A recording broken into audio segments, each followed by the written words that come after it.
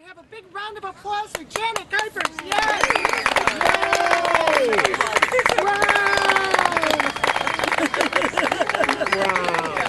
I'm playing some sound effects because it doesn't stay in tune at all. So it's meant to sound warbled, and that's the whole point.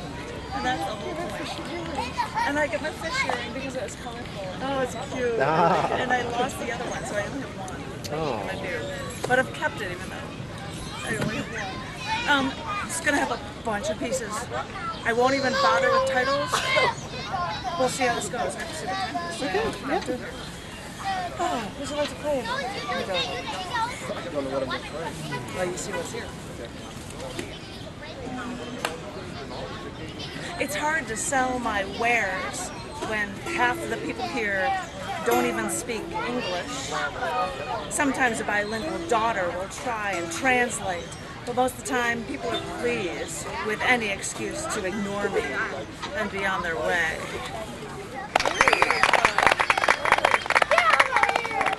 So at my job, I'm supposed to sell photo studio packages to people walking by.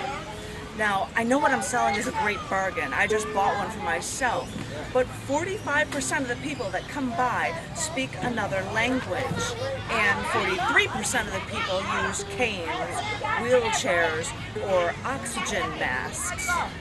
This leaves me with 12% of the people that walk by that I have a chance to talk to, much less sell anything to. So all I can do is keep grinning because I have no choice. It's my job, and someday someone's gonna see my smile, see what's for sale, and save me until the next customer.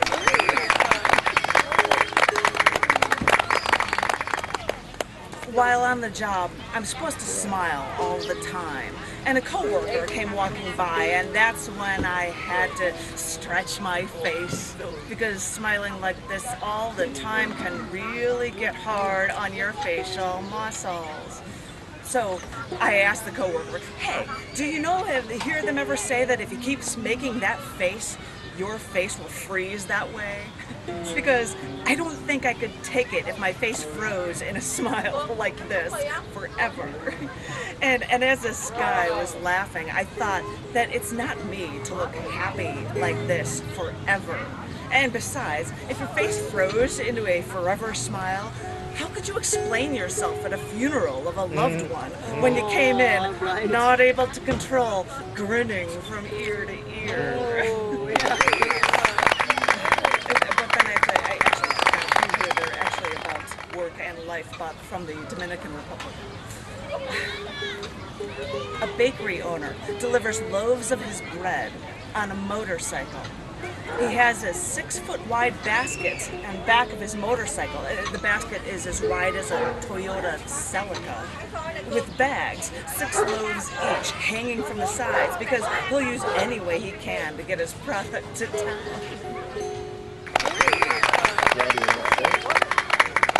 Honestly, you can't drive in this country. They really do drive like madmen.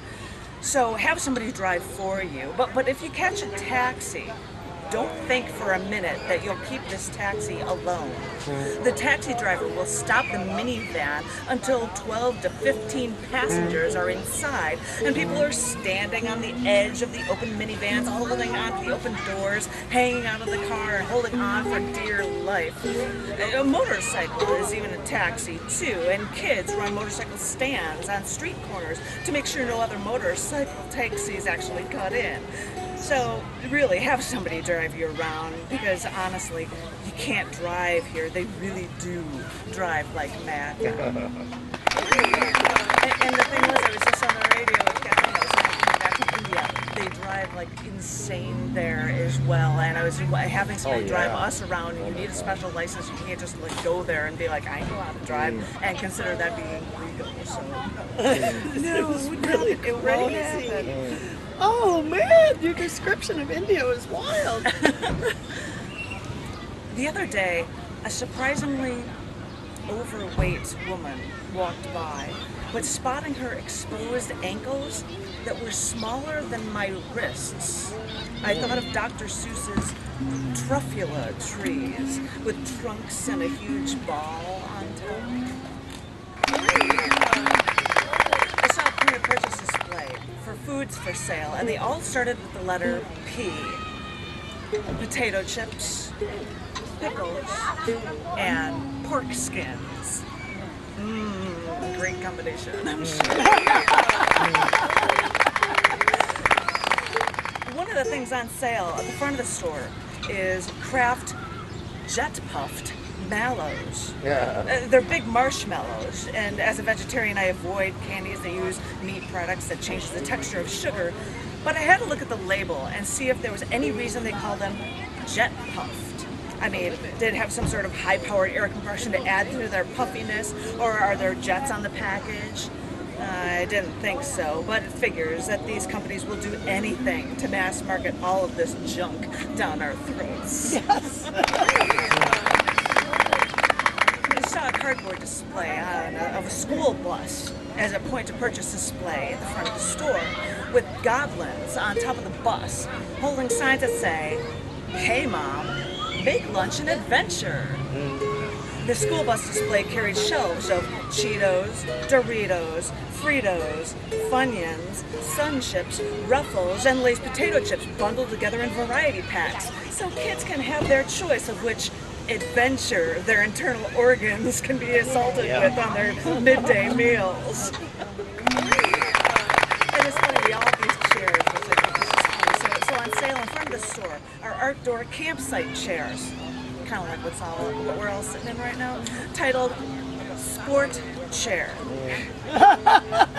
And I'm sorry, sport and chair should never be used together like that in any sentence.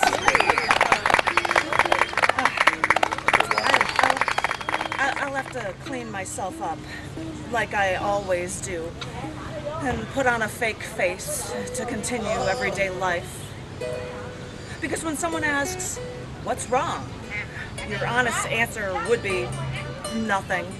Because if you can't justify living and you see no point in anything in the world, well, you can't explain that to people who ask and expect them to understand.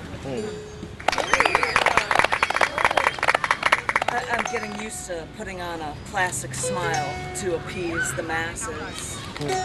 Can't they tell that this is fake emotion, that this smile is just a show?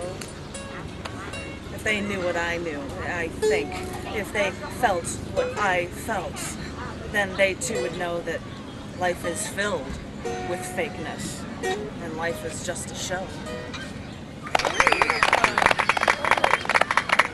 Once I got to the point where I walked into the bedroom, opened a closet door, pulled out the cardboard box, and then opened it to pull out a pistol case. I placed the pistol case on the bed, opened it, saw the unlocked .22 and the filled magazine. I held the magazine filled with bullets, reminded myself that it was always an option before I put everything away.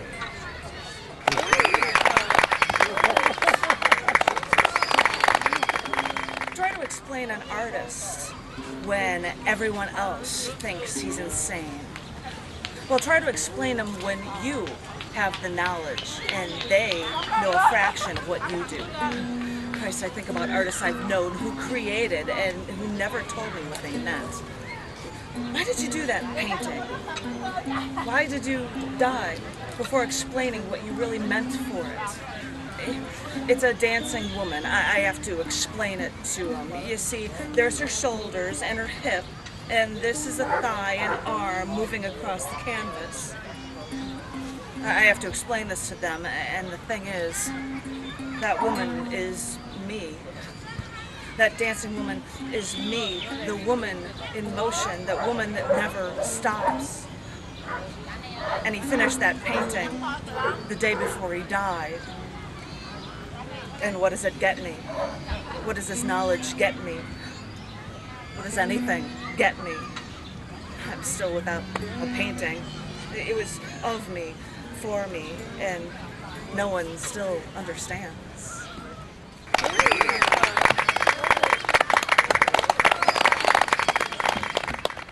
everybody knows me with a camera usually, so this one.